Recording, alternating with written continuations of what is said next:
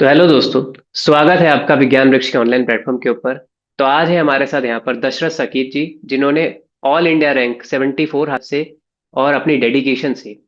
तो सबसे पहले तो दशरथ जी, हम आपको कंग्रेचुलेट करना चाहेंगे। कैसा लग रहा है आपको ऑल इंडिया रैंक 74 लाके? Thank you sir. ओके, तो सबसे पहला मेरा यही सवाल रहेगा कि आप थोड़ा सा अपने बारे में, कहाँ से आपने अंडर ग्रेजुएशन की, कहाँ से पोस्ट ग्रेजुएशन, और आपकी जर्नी किस तरह से रही है। सर मैंने ग्रेजुएशन करौली से, राजस्थान करौली से गवर्नमेंट पीजी कॉलेज से की थी सर। और सर मास्टर्स मैंने कोटा से कैंपस से की थी सर। ओके, तो आपने एमएससी कब पास आउट की थी? 2023 में की थी सर। ओके, 2023 में। तो आपका ये नेट में पहला अटेम्प्ट था या फिर आप पहले भी अटेम्प्ट दे चुके हैं? नहीं सर, पहले दे चुका मैं अटेम्प्ट तो एक फोर्थ अटेम्प्ट था सर मेरा। ओके, तो ये आपका फोर्थ अटेम्प्ट था। तो यस सर। क्या आपने अपनी बैचलर्स के ड्यूरेशन में आईआईटी जैम की प्रिपरेशन भी की थी? नहीं सर, मुझे पता ही नहीं था इस वजह से। आपको आइडिया ही नहीं था, तो मतलब आपने एमएससी में ही कहीं ना फ्रेश स्टार्ट की। तो आईआईटी लगी उनको थोड़ा एक बेनिफिट हो जाता है कि वो पहले से कुछ कॉन्सेप्ट्स को पढ़ कर जाते हैं, उनको पहले से ही कुछ चीज़ों का आइडिया होता है, तो वो उस चीज़ को जल्दी कवर कर लेते हैं। पर आपने जैसे कहा कि आपको आईआईटी जैम का बिल्कुल पता भी नहीं था, और आपने इसी वजह से शायद अपनी नॉर्मल कॉलेज से ही केमिस्ट्री की, आपने आईआईटी जैम के लिए ट्राई भी नहीं किया था। तो आपको क्या प्रॉब्लम्स आई थी कुछ, कि बिल्कुल ही नया से स्टार्ट करना, या फिर आपको पहले से काफी चीजें पता थी? नहीं सर, प्रॉब्लम्स ऐसी सर, कंसेप्ट क्लियर नहीं थे। फिर बाद में कंसेप्ट क्लियर हुए थे सर। एमएससी में भी नहीं थे टोटल कंप्लीट कंसेप्ट। नेट में आके कंप्लीट हो रहे थे।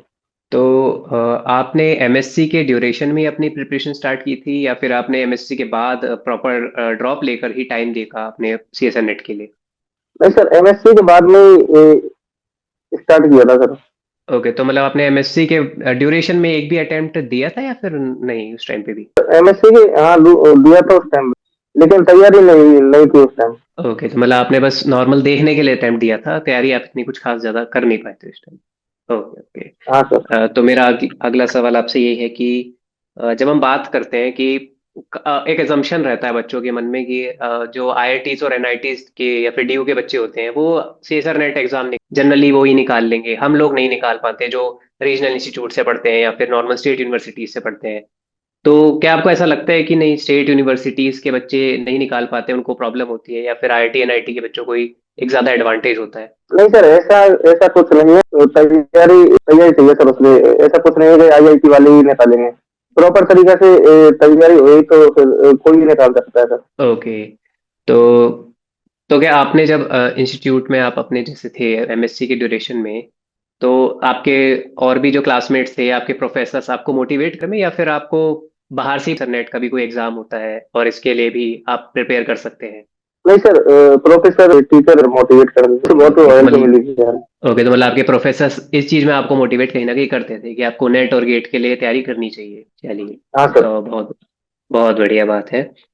तो मेरा अगला क्वेश्चन आपसे ये है कि जब हम बात करते हैं प्रिपरेशन की, तो जनरली बच्चे तीनों डोमेन्स को नहीं पढ़ते हैं, फिजिकल, ऑर्गेनिक और इनऑर्गेनिक में वो दो डोमेन्स को पढ़ के चले जाते हैं और थर्ड डोमेन को कुछ परसेंटेज में करते हैं। तो क्या आपने तीनों डोमेन्स को पूरी तरह से पढ़ा था, या फिर आपने भी कुछ पढ़ा और कुछ चीजों को छोड़ा था? नहीं सर, मैंने दो तो कंप्लीट किए थे पूरी तरह से। इनऑर्गेनिक फिजिकल, और ऑर्गेनिक में कुछ कुछ सेलेक्ट किया था। ऐसे किया था। ओके, तो मतलब आप ऑर्गेनिक में कहीं ना कहीं थोड़ी सी चीजें छोड़ कर गए थे। Yes sir. ठीक है।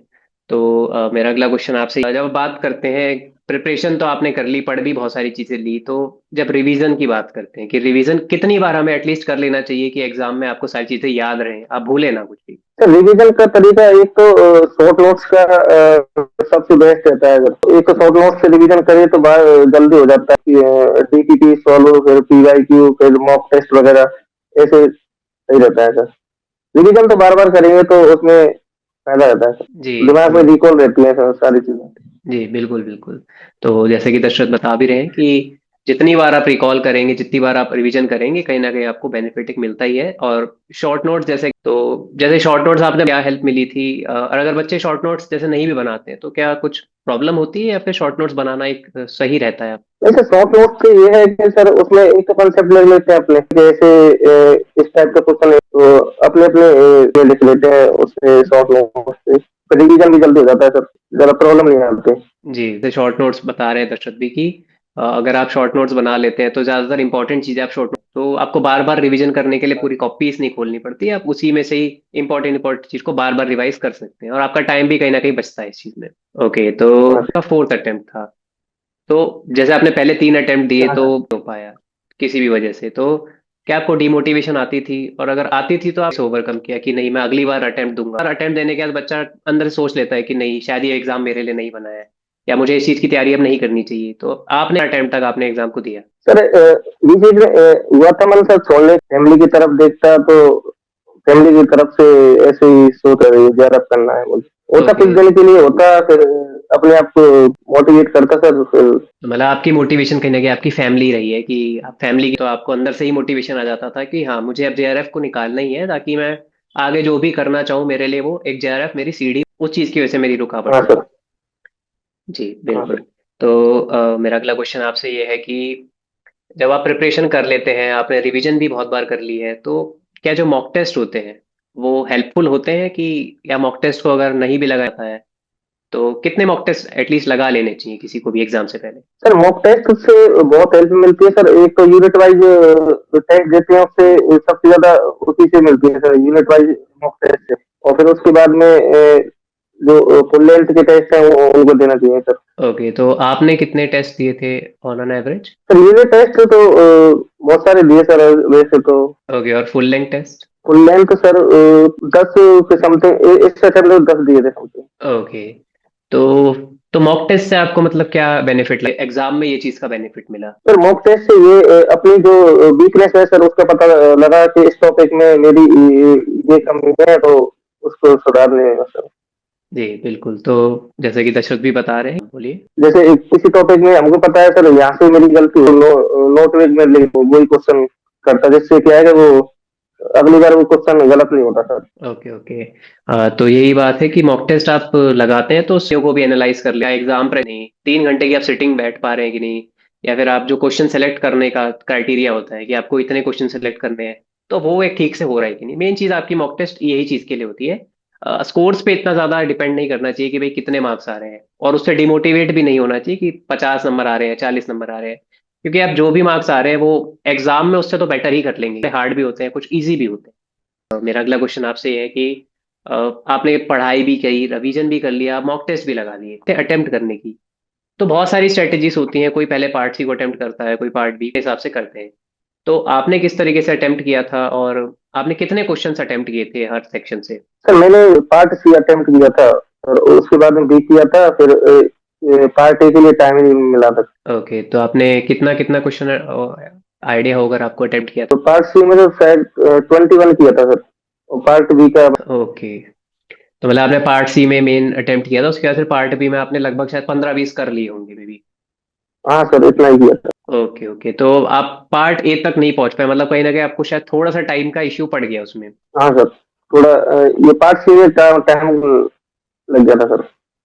हाँ, इस बार थोड़ा एग्जाम लेंथी भी था तो शायद इस वजह से भी आपको वो लग गया होगा। तो जैसे कि आप कह रहे हैं कि पार्ट ए तक मैं पहुंच नहीं पाया, पर क्या कुछ बच्चे ऐसे होते हैं जो पार्ट ए को छोड़ ही देते हैं कम्प्लीटली कि पार्ट ए हमें नहीं पढ़ना, हम केमिस्ट्री के बच्चे हैं हमें पार्ट ए, तो क्या इस चीज में सच्चाई है कि पार्ट ए बिल्कुल हम पढ़ ही नहीं सकते? क्या पार्ट ए को हमें पढ़ना ही नहीं चाहिए? तो टाइम इशू की वजह से आप नहीं पहुंच पाए, लेकिन आप कहीं ना कहीं पार्ट ए तक जाना तो चाहते ही होंगे। हाँ सर ऐसे तो मैंने सर पार्ट ए के क्वेश्चन किए थे, लेकिन वो क्या है लास्ट में करके आया था, फिर फिर भी गलत हो गए थे सर। 6 क्वेश्चन किए तो उसमें 4 क्वेश्चन गलत हो गए और 2 क्वेश्चन ही सही निकले, फिर वो क्या आया था, टाइम नहीं मिला इस वजह से सर, ज्यादा दिमाग नहीं लगाया था।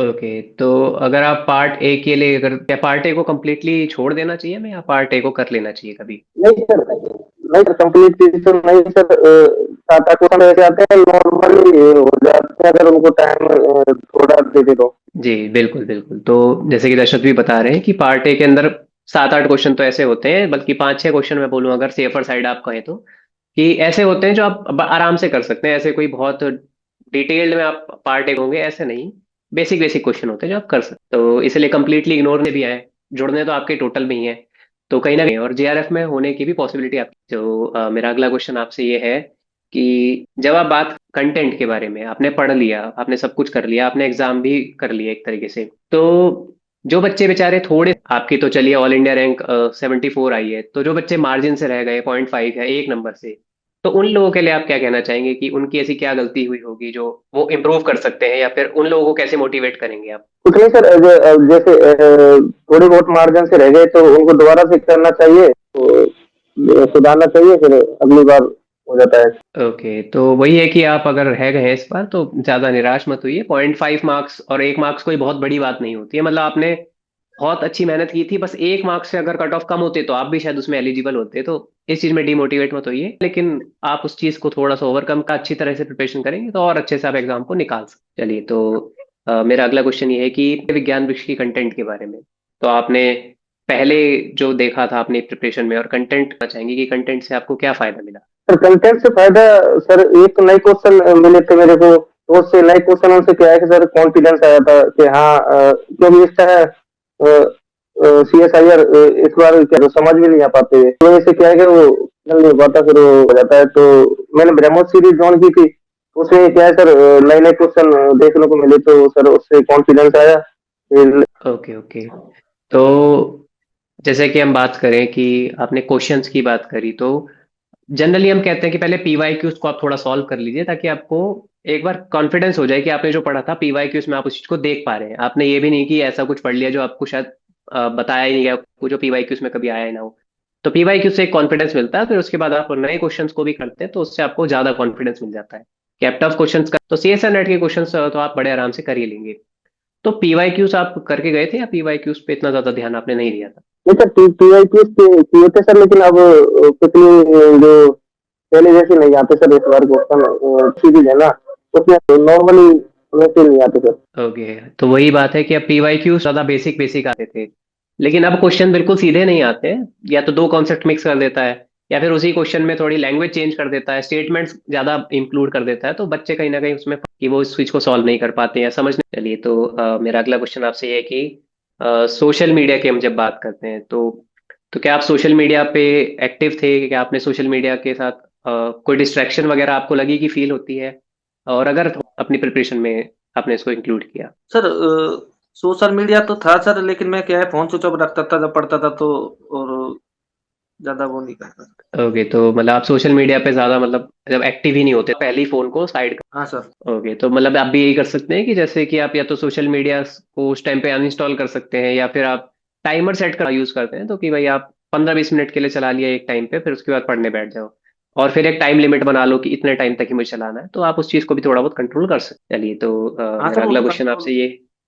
हाँ हाँ जी, बोलिए। उसी को बोल कंट्रोल करना पड़ता है सर। वो जैसे अब टाइम मैनेज करके, अगर हम 20 मिनट चला के फिर हम 3 घंटे सिटिंग बना ली, फिर चला लिया, ऐसे सर। ओके, तो जैसे कि आप कह रहे हैं कि अब आपने बिल्कुल फुल टाइम ही प्रिपरेशन की थी आप, तो कैसा आपका रूटीन रहता था? कि मतलब कितना टाइम आप देते थे पढ़ने के लिए कि हाँ मैं आज इतने घंटे पढ़ूंगा? और अगर आप पढ़ते थे तो उसमें किस तरीके से आपने मैनेज करता? सर 10 घंटे तो सर रोज का था सर। जैसे कि आपने बोला कि आप 10 घंटे पढ़ते थे, तो अभी ऐसा भी होता है कि आप 10 घंटे पढ़ रहे हैं, लेकिन 2-4 दिन तक पढ़ने के बाद आपको लगता है कि यार आज नहीं हो पा रहा है, तो उस टाइम पे आपने कैसा सोचा कि नहीं, मुझे अगले दिन अगर आज मैं नहीं, कहीं ना कहीं मन में बहुत, जब बहुत ज्यादा लंबा गोल बन जाता है कि, और वो नहीं होता है, तो मन में एक रहता है कि मैं आज नहीं कर पाया, तो उसको आपने। हाँ सर, खुद को लगता है जैसे आज कंप्लीट 10 घंटे नहीं, 5 घंटे पढ़ पाया, तो थोड़ा लगता है बुरा, कुछ नहीं किया।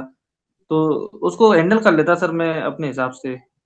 टाइम रात को निकाल लेता, रात को ज्यादा पढ़ लेता सर। ओके, तो मतलब जैसे कि आप कम बात को उसको एक्स्ट्रा पढ़ लेते थे, या अगले दिन सुबह जल्दी उठ के पढ़ लेते थे, तो हाँ इस चीज सर। को आप कहीं ना कहीं मैनेज कर लेते थे।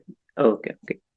तो मेरा अगला क्वेश्चन आपसे है कि आपके मतलब फ्यूचर प्लान्स अब क्या है? अब आपने JRF ले लिया है, तो अब आप क्या सोच रहे हैं कि PhD करेंगे, या फिर आप मेनली आप गवर्नमेंट जॉब की तैयारी करेंगे, या असिस्टेंट प्रोफेसर के एग्जाम की तैयारी करेंगे? नहीं सर, PhD करूंगा सर। मतलब आपका मेन जो गोल है वो PhD? यस। Okay okay. तो जैसे लास्ट एक क्वेश्चन पूछना चाहूंगा कि जो बच्चे आपको अभी देख रहे हैं, जो भी एस्पायरेंट्स हैं या जो भी आपके जूनियर्स हैं, क्या एडवाइस करेंगे कि आप कुछ ऐसा कर लीजिए, या फिर कोई एक final advice? Final advice sir यही है सर कि सबसे पहले कंटेंट लाओ, सबसे पहले तो फिर बार बार रिवीजन और शॉर्ट नोट्स, फिर DBP सॉल्व करते रहो। तो मॉक टेस्ट सबसे इम्पोर्टेंट मॉक टेस्ट है सर। इसमें क्या मॉक वीकनेस पता चलती है जब। Okay okay. तो और बाकी आप मोटिवेशन के लिए उनको क्या बोलेंगे कि हाँ, आप अगर वो डिमोटिवेट हो भी रहे हैं तो वो क्या सर मोटिवेशन तो यही है, सबसे पहले तो स्टार्ट की थी। जैसे डिमोटिवेट होते हैं तो माइंड में इस फील्ड में आई क्यों, फिर खुद के ऊपर विश्वास होना चाहिए, हो जाता है सब कुछ। अगर धीरे धीरे मेहनत करते रहते हैं, बार जब भी होते हैं फिर अगली बार हो जाते हैं, कोई ना हो ही जाता है कभी ना कभी। बिल्कुल बिल्कुल। तो जैसे कि दशरथ भी बोल रहे हैं कि अगर आप थोड़ा सेल्फ लो फील कर रहे हैं कि नहीं मुझसे नहीं हो पा रहा है, तो ये सोचिए कि भाई क्यों स्टार्ट की थी आपने। और जब उस चीज को आप याद करेंगे तो आपको अपने आप ही मोटिवेशन आ जाएगी। और अगर आप फेल हो भी रहे हैं तो आपने कुछ सीखा ही है उस फेलियर से। अब इस बार जो सीखेंगे वो अगली बार अप्लाई करिए, तो आप अच्छी अगला रिजल्ट होगा वो आपका और अच्छा ही होने वाला है। तो बस यही है, अपने ऊपर बिलीव करिए, अपने ऊपर और अपने कंटेंट के ऊपर। जो भी कर रहे हैं आप बहुत अच्छा कर रहे हैं, कोई प्रॉब्लम नहीं होगी। बस इसी तरीके से आप आगे बढ़ते रहिए, कोई प्रॉब्लम नहीं होने वाली आपको। चलिए, तो ये थे हमारे साथ दशरथ साकेत जी। तो इन्होंने ऑल इंडिया रैंक 74 हासिल की थी। तो इन्होंने काफी सारी वैल्यूएबल चीजें आपके साथ शेयर करी कि उन्होंने अपनी प्रिपरेशन जर्नी किस तरह से रखी, उन्होंने क्या क्या चीजों को, जो अब उनकी गलतियां थी उनसे आप क्या सीख सकते हैं, उन्होंने और अपने अपने लिए क्या किया। तो आप उन चीजों से थोड़ा सा मोटिवेट हो सकते हैं और आप इन चीजों को भी अपने लाइफ में अप्लाई कर सकते हैं। चलिए, तो आज की वीडियो के लिए बस इतना ही। तो हम यहाँ पर मिलेंगे आपसे नेक्स्ट वीडियो में, और भी सारे वैल्यूएबल स्टोरीज आपके साथ लेकर आएंगे उनके। चलिए, बने रहिए हमारे साथ वीडियो में। ठीक है, धन्यवाद।